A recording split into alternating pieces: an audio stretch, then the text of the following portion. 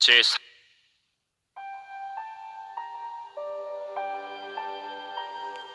하나님이 야곱에게 이르시되 일어나 베델로 올라가서 거기 거주하며 내가 내 형 에서의 낯을 피하여 도망하던 때에 내게 나타났던 하나님께 거기서 제단을 쌓으라.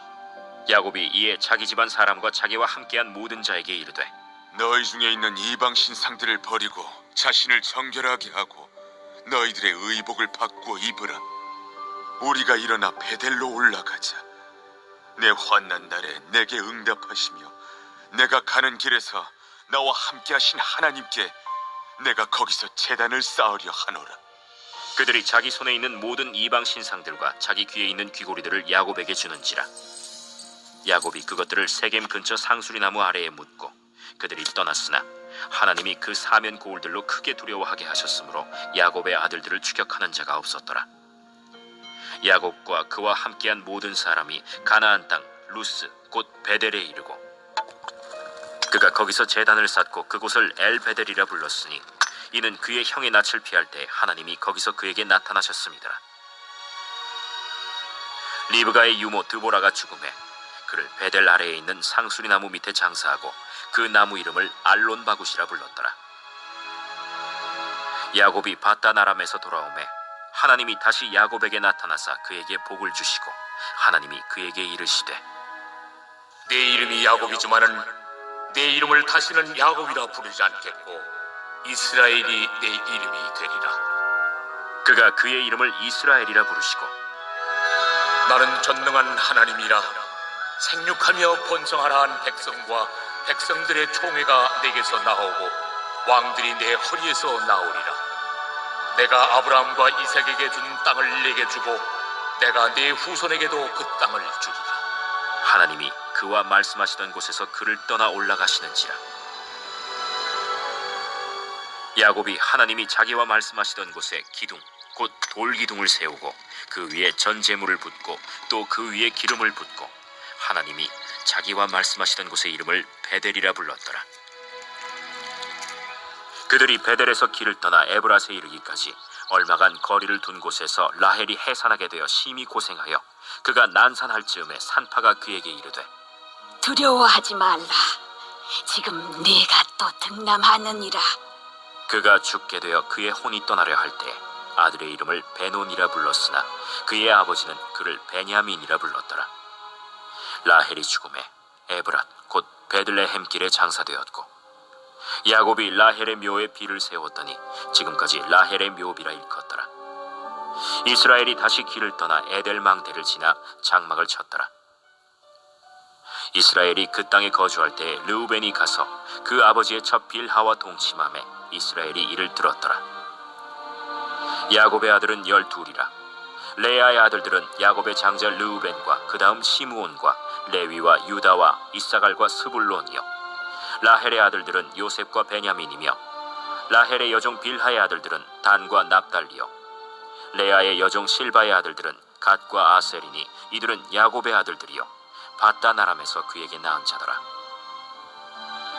야곱이 기럇 아르바의 마므리로 가서 그의 아버지 이삭에게 이르렀으니 기럇 아르바는 곧 아브라함과 이삭이 거류하던 헤브론이더라.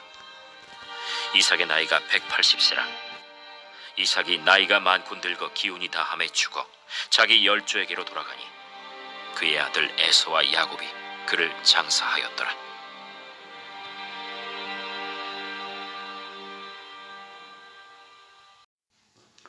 야곱은 세겜에서 자신의 딸 디나가 강간당하는 사건이 벌어졌고 또 야곱의 아들들은 피해 복수를 하였습니다. 야곱은 두려워 그곳을 떠나야만 했습니다. 하나님께서 그때 야곱에게 나타나 베델로 올라가라고 말씀하십니다. 하나님께서 갈 곳 잃은 인생에게 가실 곳을 알려주신 것입니다. 사실 야곱은 숫곳이나 세겜에 있을 것이 아니라 애초에 베델로 올라갔어야 했습니다.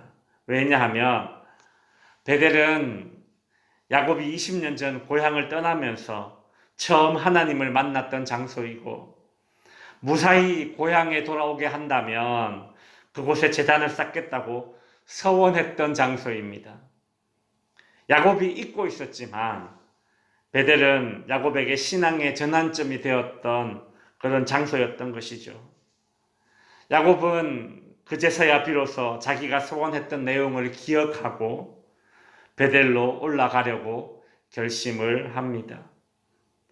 야곱은 베델로 올라가기 전에 의복을 고쳐 입고 자기 가문의 온갖 죄악된 것들, 우상 덩어리들, 그리고 금기고리들, 사치 덩어리들, 이방의 문화들, 그런 것들을 다 땅에 묻어버립니다.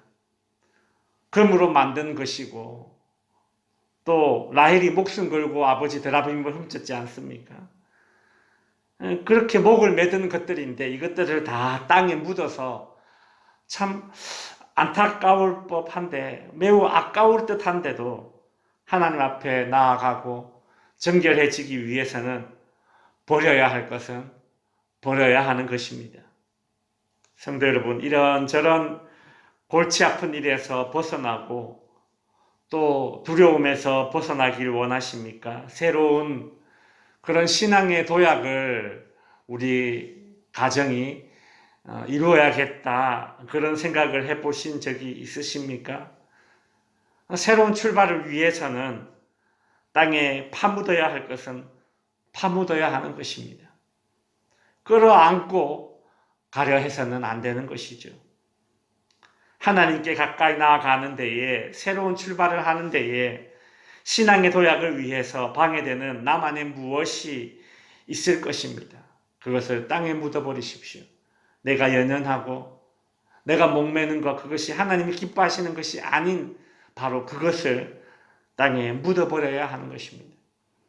새로운 가치관과 삶의 방식을 선택할 때에는 담대해야 합니다. 새로운 출발을 할 때에는 담대해야 하는 것이죠. 더군다나 영적인 새로움을 추구할 때에는, 영적인 도약을 위할 때에는 하나님이 기뻐하시지 않는 것들은 담대하게 버려야 되는 것입니다. 그리하면 하나님께서 필히 회복과 더불어 반드시 새로운 은혜를 부어 주실 것입니다. 베델로 올라가는 길에 라헬이 베냐민을 낳다가 죽습니다. 야곱은 라헬을 통해 새로운 아들 베냐민을 얻었으나 동시에 자기가 제일 사랑했던 여인의 죽음을 맞이하게 되었습니다. 야곱이 슬픔 가운데 있는데 그런 어수선한 분위기 속에서 장자 르우벤이 아버지의 첫 비하와 동침하는 사건도 발생합니다. 가정에 혼란이 찾아왔습니다. 그 즈음에 아버지 이삭이 죽어서 형 에서와 함께 아버지의 장례를 치르는 일도 있었습니다.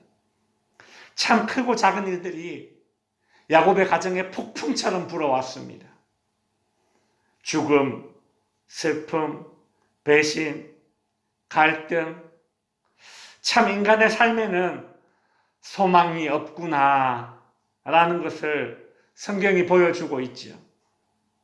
그러나 그러한 상황 속에서도 하나님의 약속은 또 차곡차곡 이루어져 갑니다.